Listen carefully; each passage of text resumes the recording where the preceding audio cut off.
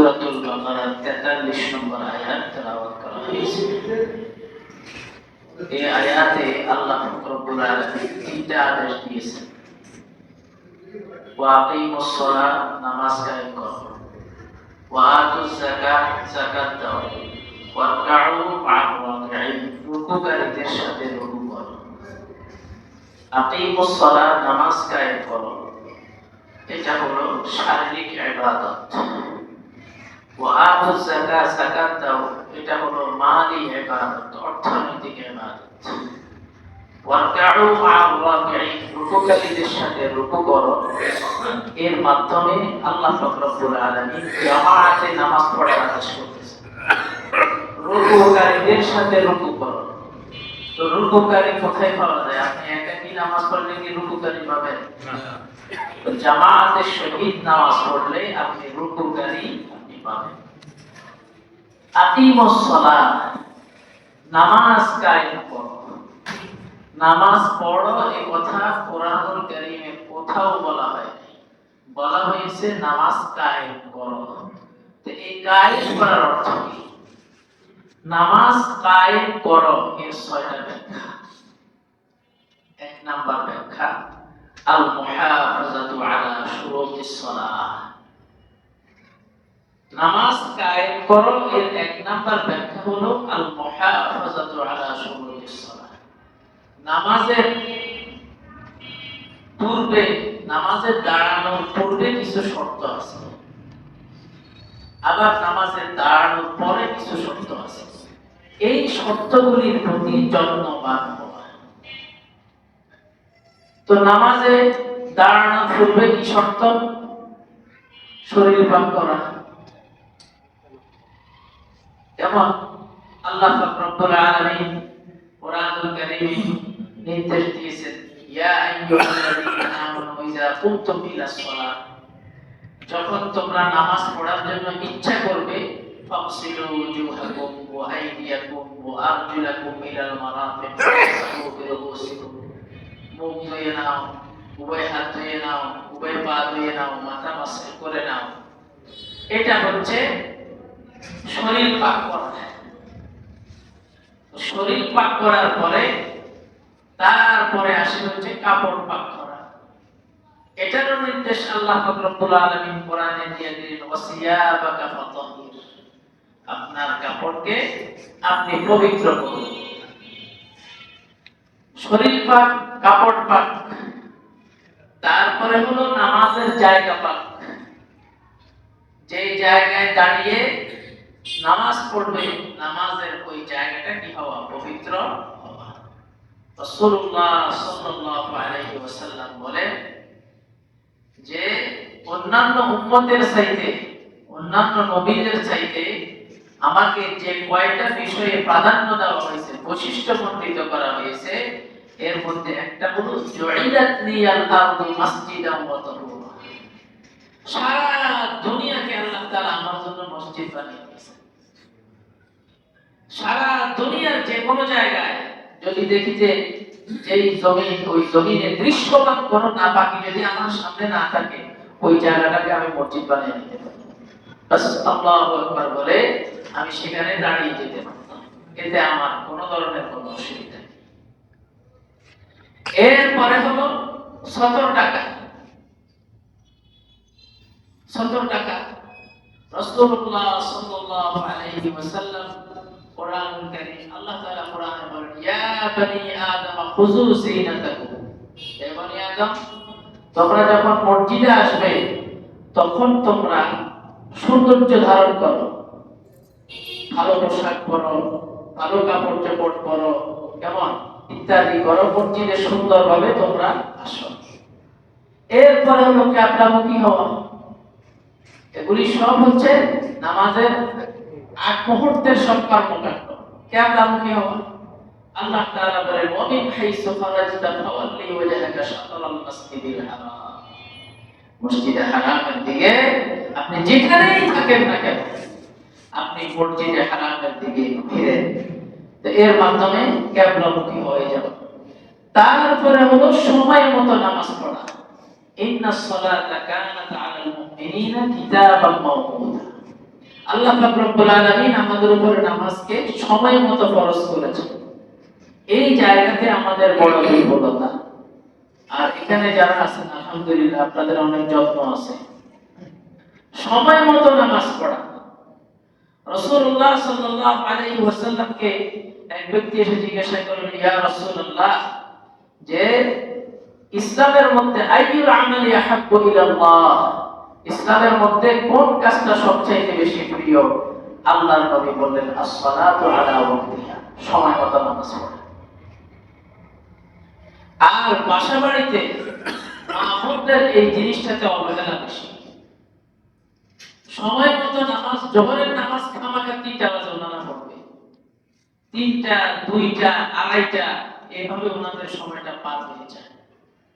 নানা পারিবারিক জাতি ঝামেলাও থাকে, সেটাও আছে, কিন্তু তারপরেও কোন মহিলা যদি পাকাপোক্তভাবে ইরাদা করে যে সময় মতো নামাজ পড়বে, এটা আল্লাহ তাআলা তাকে অবশ্যই সুযোগ করে দিবেন। এজন্য নিজের ওয়াইফকে, নিজের বিবি বাচ্চাকে সবসময় বলবেন যে নামাজটা সবসময় সময় মতো পড়বা। as-সালাতু আলা ওয়াক্তিহা, সময় মতো নামাজ পড়া, এটা আল্লাহ পাক রব্বুল আলামিনের কাছে সবচেয়ে বেশি প্রিয় আমল। তাহলে নামাজের 1 নাম্বার ব্যাখ্যা কি? 1 নাম্বার ব্যাখ্যা হলো আল মুহাফাজাতু আলা শুরুতিস সালাত। নামাজের ভিতরে বাহিরে যত শর্ত আছে, ওই শর্তগুলি যথাযথভাবে পূরণ করে নামাজের মধ্যে দাঁড়ানো, এটা হলো 1 নাম্বার ব্যাখ্যা। 2 নাম্বার ব্যাখ্যা হলো আল মুহাফাজাতু আলা রুকু'i ওয়াস সুজুদি,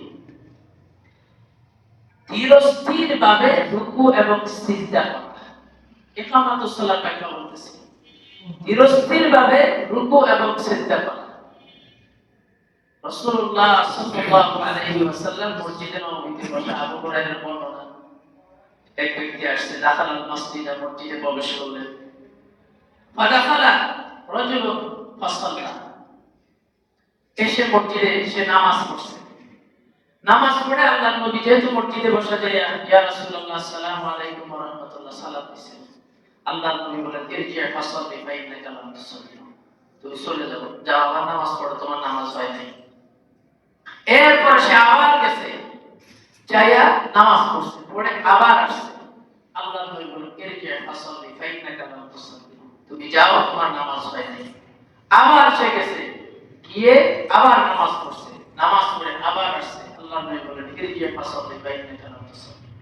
এভাবে 3 বারের সময় সে আল্লাহর নবীকে বলতেছে, ইয়া রাসূলুল্লাহ, আমি তো এর চাইতে ভালো নামাজ জানি না, হ্যাঁ আমি এতটুকুই জানি।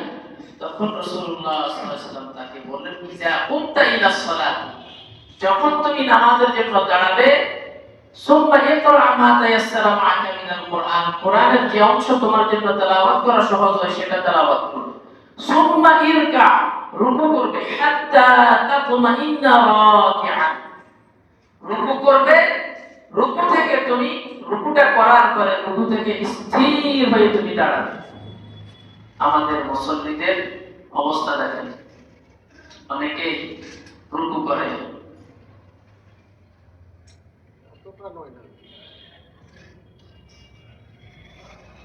সেটাই চলে গেছে, সেটাই উনি চলে গেছে। অথচ রাসূলুল্লাহ বলছেন যে সুম্মা ইরকা হাত্তা তাতমাইন্না রাকিআন, তুমি এমন ভাবে রুকু করো, রুকু করবে, রুকু থেকে একবারে স্থির হয়ে দাঁড়াবে। সেটা কিভাবে? রুকুতে গেলাম, রব্বানা লাকাল হামদ, এখানে সবচেয়ে নিরাপদ হলো 3 তাসবিহ পরিমাণ যদি আমি অপেক্ষা করি, তাহলে একেবারে তাতমাইন্না রাকিআন, এতে আর কোন সন্দেহ, সংশয়, স্থির হয়ে দাঁড়ানো হকটা পরিপূর্ণভাবে কি হয়ে যায়, আদায় হয়ে যায়। এজন্য রাসূলুল্লাহ তাকে বললেন যে তুমি রুকু করো, রুকু করার পরে রুকু থেকে যখন উঠবে, হাত্তা তাতমাইন্না রাকিআন, একেবারে স্থির হয়ে তুমি কি করবে, দাঁড়াবে। সুম্মা উসজুদ, তারপরে তুমি সিজদা করবে, হাত্তা তাতমাইন্না সাজিদান। আমাদের বাইরের অবস্থা হলো উনি সিজদা করতেছে, সিজদায় উনি যাচ্ছে,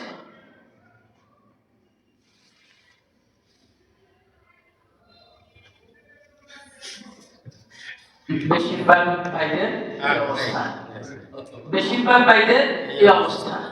কিন্তু কি উচিত ছিল? আল্লাহ রাসূল হাদিসে কি বলতেছে? যে সিজদা করবে, হাত্তা তাতমাইন্না সাজিদান হলো একেবারে স্থির হয়ে বসা, এভাবে বসবে, বসে 3 তাসবিহ পরিমাণ অপেক্ষা করবে। 3 তাসবিহ পরিমাণ যদি নাও হয়, অন্তত 1 তাসবিহ পরিমাণ হলেও কি করবে? অপেক্ষা করবে।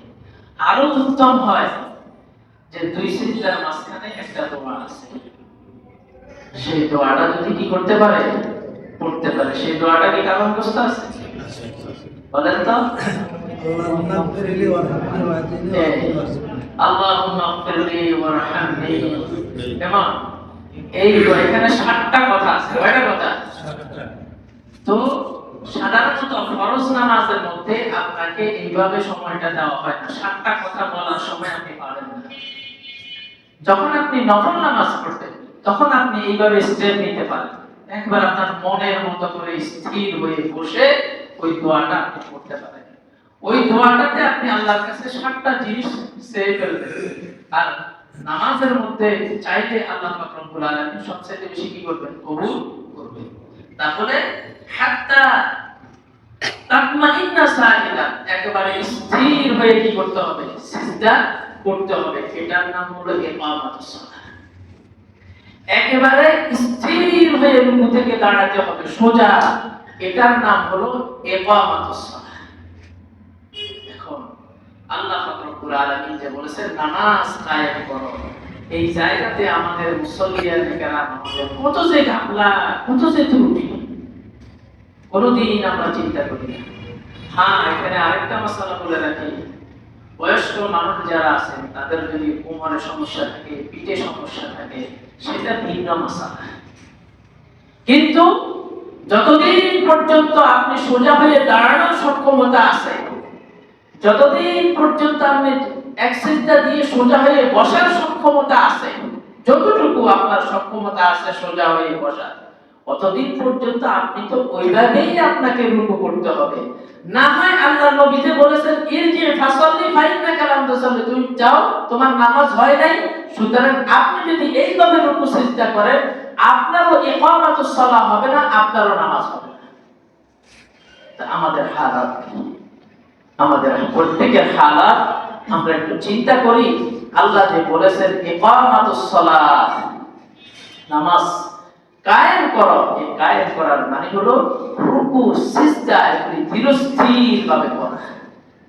আলহামদুলিল্লাহ, এই মসজিদের মুসল্লিদের ভিতরে এই অভ্যাসটা অনেকটাই এসে গেছে। আল্লাহ পাক রব্বুল আলামিন ওনাদেরকে আরো সুন্দর করে নামাজ পড়ার তৌফিক দান করুন। আমিন। রাসূলুল্লাহ বলেন যে রুকু সিজদা একটু লম্বা হওয়া চাই। শারীরিক অসুস্থতা না থাকলে কেমন, তেমন যদি মাঝরাত না থাকে, সুস্থ থাকে, তো রুকু সিজদাটা লম্বা হওয়া চাই। রাসূলুল্লাহ সাল্লাল্লাহু আলাইহি ওয়াসাল্লাম রুকু সিজদাকে কি করতে বলেছেন? একটু লম্বা করতে বলেছেন। এইজন্য ইকামাতুস সালাহ মানে রুকু সিজদা কি করতে হবে? ধীরস্থির ভাবে করতে হবে। এটা যাতে আমাদের কি থাকে? মনে থাকে। ইকামাতুস সালাহ 2 নাম্বার ব্যাখ্যা গেল। ইকামাতুস সালাহ 3 নাম্বার ব্যাখ্যা। ইকামাতুস সালাহ সিজদার একটা নিয়ম আছে। সিজদার কি আছে? একটা নিয়ম আছে। ওই নিয়মে সিজদা করা। বলে কি নিয়ম? 7 অঙ্গে সিজদা করতে হবে। কয় অঙ্গে? 7 অঙ্গে। আপনি যখন সিজদা করবেন তখন জমিনের সাথে 7টা অঙ্গের কানেকশন তৈরি হতে হবে। তখন সেটা হচ্ছে সিজদা, তখন সেটা হচ্ছে ইকামাতুস সালাহ। আপনি সিজদায় গেলেন, কপাল জমিনে লাগছে, নাক লাগে নাই, কেমন? তারপরে ওইদিকে পিছনের 2 পা, 1 পা লাগছে, আরেক পা উঠে আছে, এরকম অনেকের আছে। অনেকে দোনো পায়ে উঠে রাখে। 7 অঙ্গ। রাসূলুল্লাহ সাল্লাল্লাহু আলাইহি ওয়াসাল্লাম বলেন উমিরান নবী সাল্লাল্লাহু আলাইহি ওয়াসাল্লাম আইয়াসজুদা আলা 7 আ'দাই। আল্লাহর নবীকে আদেশ দেওয়া হয়েছে যে 7 অঙ্গে কি করতে হবে? সিজদা করতে হবে। এটা হলো ইকামাতুস সালাহ আরেক ব্যাখ্যা। যে সিজদা যে আপনি করবেন 7 অঙ্গে আপনাকে কি করতে হবে? সিজদা করতে হবে। এটা যেটা আমাদের সকলের কি থাকে। 4 নাম্বার ইকামাতুস সালার ব্যাখ্যা। 4 নাম্বার হলো আল মুহাফাজাতু আলাল খুশুউ। নামাজের মধ্যে যে একাগ্রতা আছে, এই একাগ্রতার প্রতি কি হওয়া? যত্নবান হওয়া। ওয়া রাসূলুল্লাহ সাল্লাল্লাহু আলাইহি ওয়াসাল্লাম, রাসূলুল্লাহ সাল্লাল্লাহু আলাইহি ওয়াসাল্লাম বলেন, ইন্না মিন আসওয়াইন নাসি সালিফা আল্লাযী ইয়াসরাফু মিন সালাতিহি। আল্লাহর নবী বলেন, পৃথিবীতে অনেক সূর আছে, সব সূরের মধ্যে নিকৃষ্ট সূর হলো যে ব্যক্তি নামাজের মধ্যে চুরি করে, রুকু সিজদা গুলো ঠিকমতো করে না, নামাজের মধ্যে এদিক সেদিক চলে যায়, বিভিন্ন প্রকারের হিসাব নিকাশ করে, মনোযোগটা নামাজের মধ্যে ধরে রাখার জন্য কোনো ধরনের চেষ্টা তিনি করেন না। এটা নামাজ না, তো এটা হলো নামাজের জিম্মাদারি থেকে অব্যাহতি পাবে যদি এরকম ভাবে নামাজ পড়ে, কিন্তু নামাজের যে বিশাল দুনিয়ার ফায়দা আর আখিরাতের ফায়দা, সে ফায়দা থেকে বঞ্চিত। এজন্য রাসূলুল্লাহ সাল্লাল্লাহু আলাইহি ওয়াসাল্লাম বলেন যে সাল্লি সালাতা মুওয়াত্তাইন, নামাজে মনোযোগ ধরে রাখতে হলে এটাও একটা টিপস যে আপনি যখন নামাজে দাঁড়াবেন, এটাই আমার জীবনের শেষ নামাজ।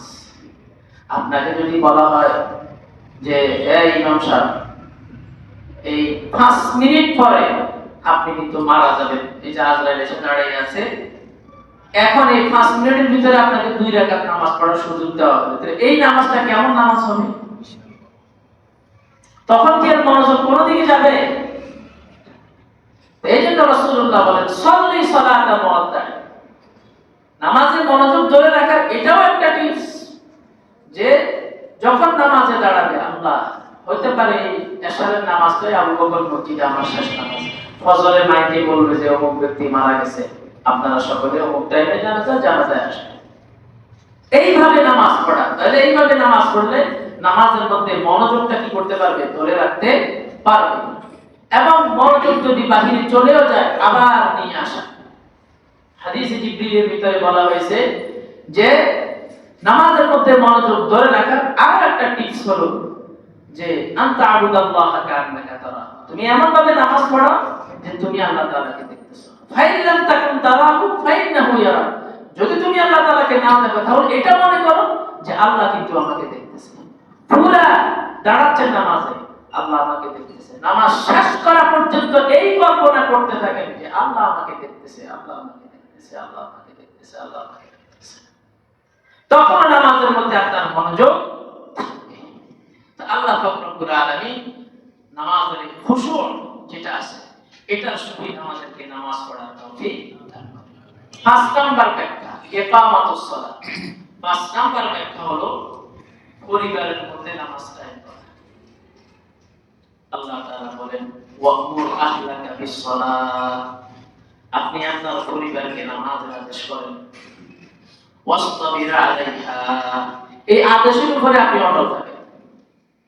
আপনি নিজে নামাজ পড়বেন, বাসায় ঢোকার পরে এই তোমরা নামাজ পড়ছো কিনা? আমার বাবা এমন সময় গেছে যে আমার আম্মা নামাজ পড়তে দেরি হয়েছে, ওই দিন আর আমার আম্মা রান্নাই খায়নি। দূর, তোমরা কেন আমাদের রান্নাই খাও না, রাগ করে চলে গেছে। তোমরা কেন মানে একটু দেরি হয়েছে আর কি, এই একটু গোছাইয়া নামাজে দাঁড়াবে, তো সময় মতো কেন নামাজ পড়লো না? এই জন্য ওই দিন আর রাগ করে বাসায় ভাতে খায়নি। আর আমাদের একটু জামাতে চাইতে দেরি হলে আয়েশা বলতেছে, কি সন্তান তুমি লালন পালন করে, এগুলো না দুনিয়ার কাজে লাগবে না আখিরাতের কাজে লাগবে, এইভাবে আমার আপনাকে বকাঝকা করতে। তো ওয়া'মুর আহলাকা বিস-সালাত, পরিবারের মধ্যে আপনি বলতে থাকবেন ওরা না পড়লে না পড়ো, ওরা চুরিদারি করলে করো। আপনি আপনার মেয়েকে বলবেন এই নামাজ পড়বা, ছেলেকে বলবেন নামাজ পড়বা। যখনই কথা বলবেন, এই যে আপনার মেয়েরা বিদেশে আছে, যখনই আপনার সাথে কথা বলে, মনে করেন এখন ওই টাইম এশারের মুহূর্ত বা এশারের নামাজ, এই আজকে এশার নামাজ পড়ছো, এই ফজর নামাজ পড়ছো, এইভাবে আপনার জিম্মাদারি, আপনার দায়িত্বটা আপনি পালন করবেন। এরপর তারা যদি আপনার সাথে লুকোচুরি করে, তারা আপনার কাছে আল্লাহর কাছে ধরা খাবে।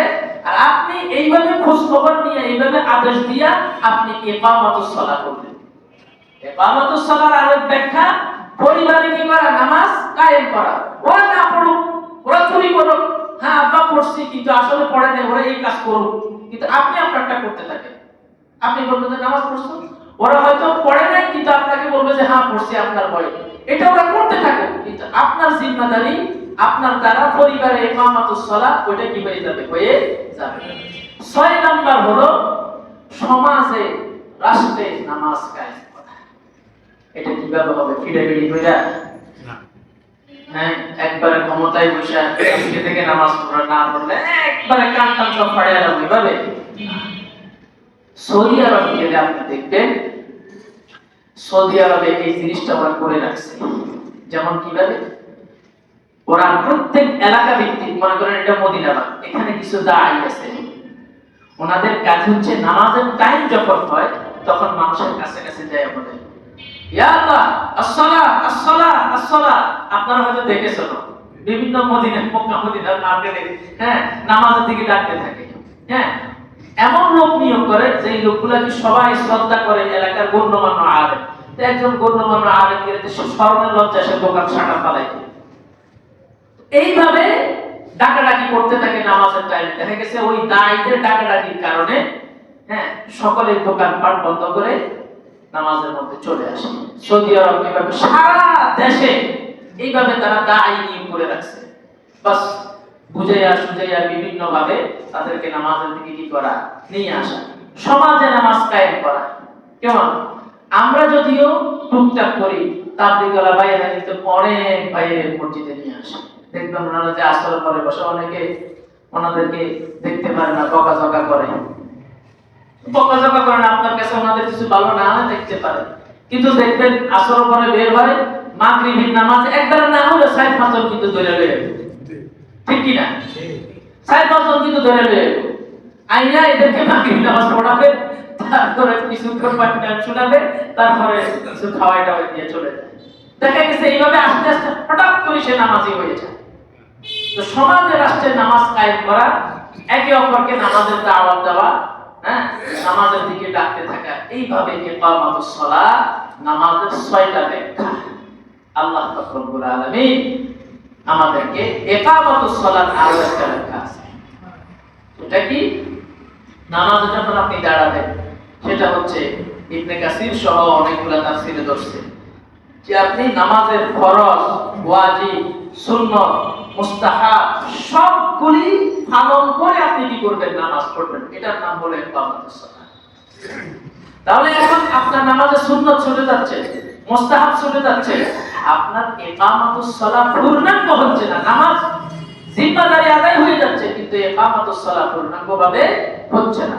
আল্লাহ পাক রব্বুল আলামিন নামাজের এই 6টা ব্যাখ্যা আমাদেরকে স্মরণে রাখার তৌফিক দান করেন। সেই অনুযায়ী আমাদেরকে নামাজ পড়ার তৌফিক দান করেন।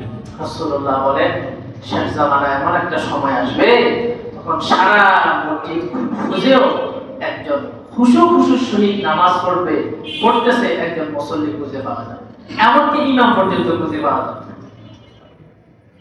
আচ্ছা আপনারা আমাকে বলেন, যে ইমামে 3G 4G 5G গতিতে রুকু সিজদা করে, ওনার কি নামাজে খুঁজে মন আছে? আচ্ছা এটা কি আপনারা আমাকে বিশ্বাস করাইতে পারবেন কোনোভাবে? পারবেন? আচ্ছা আপনি 3G 4G গতিতে আপনি রুকু সিজদা করে দেখেন না, আপনার কি নামাজে মন থাকবে? মনটা নামাজের মধ্যে আনতে হলেই তো একটু ধীরস্থিরতা আনতে হবে। যে ইমাম এত দ্রুত নামাজ পড়াইয়া গেল, আপনি 3 বার সুবহান রাব্বিয়াল আযীম বলার সময় পেলেন না, 3 বার সুবহান রাব্বিয়াল আলা বলার সময় পেলেন না, ওনার নামাজে মন রইল কি করে? এটাকে আপনি বললেন কি আমি বিশ্বাস করে ফেলবো? এজন্য নামাজ ধীরস্থিরভাবে, সুন্দরভাবে, মহব্বতের সহিত, আজমতের সহিত, মনোযোগের সহিত আল্লাহ তাআলা আমাদেরকে নামাজ পড়ার তৌফিক দান করুন। আমিন। যেই নামাজ আমরা এইভাবে পড়বো, ওই নামাজ আল্লাহ তাআলা কবুল করবেন। আর এই নামাজের উসিলায় আল্লাহ আমাদের ঠিক করে দিবেন, মাফ করে দিবেন।